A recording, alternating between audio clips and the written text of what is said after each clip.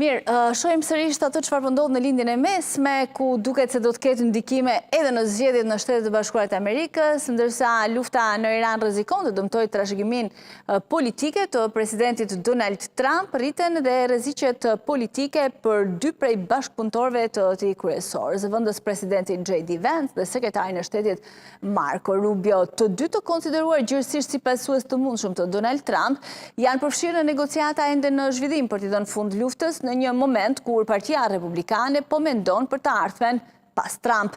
Vance ka mbajtur një qasje të kujdesshme, duke reflektuar skepticizmin e tij ndaj përfshirjes së zgjatur ushtarake të Shteteve të Bashkuara, ndërsa Rubio është rreshtuar ngushtë me qëndrimin më agresiv të Trump dhe është bërë një nga mbrojtësit më të zëshëm të fushatës. Trump ka thënë se të dy janë të përfshirë në përpjekje për ta detyruar Iranin të pranojë kërkesat e Shteteve të Bashkuara për të çmontuar programet e tij bërthamore dhe të raketave balistike, si dhe për të lejuar kalimin e lirë të naftës nëpër ngushticën e Hormuzit.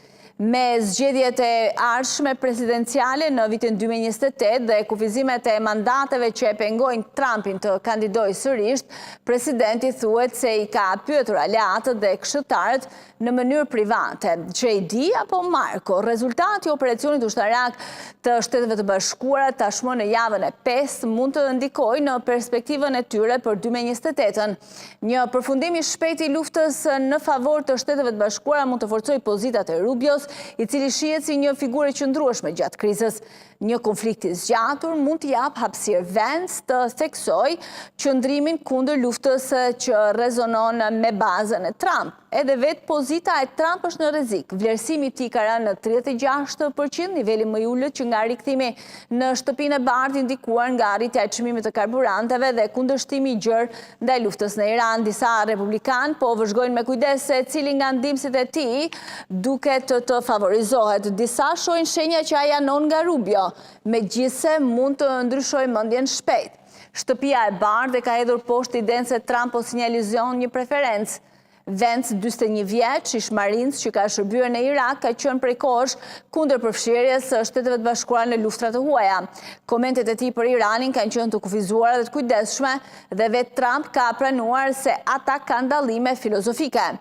Dikur kritik i Trump, Vance kishte shkruar në 2023 se politika më i mirë e jashtme e Trumpit ishte fakti se nuk nisi luftra gjatë mandatit të tij të parë. Megjithatë, shtëpia e bardhë ka minimizuar çdo përçarje dhe Vance ka shprehur mbështetje për mënyrën se si Trump po e menaxhon konfliktin, duke rënë dakord që Irani nuk duhet të zotërojë armë bërthamore.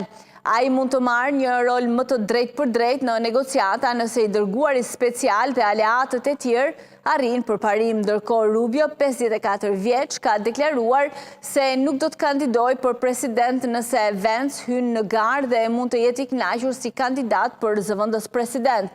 Megjithatë, çdo dobësi e perceptuar e Vance mund të inkurajojë Rubion dhe republikanët e tjerë të hynë në garë.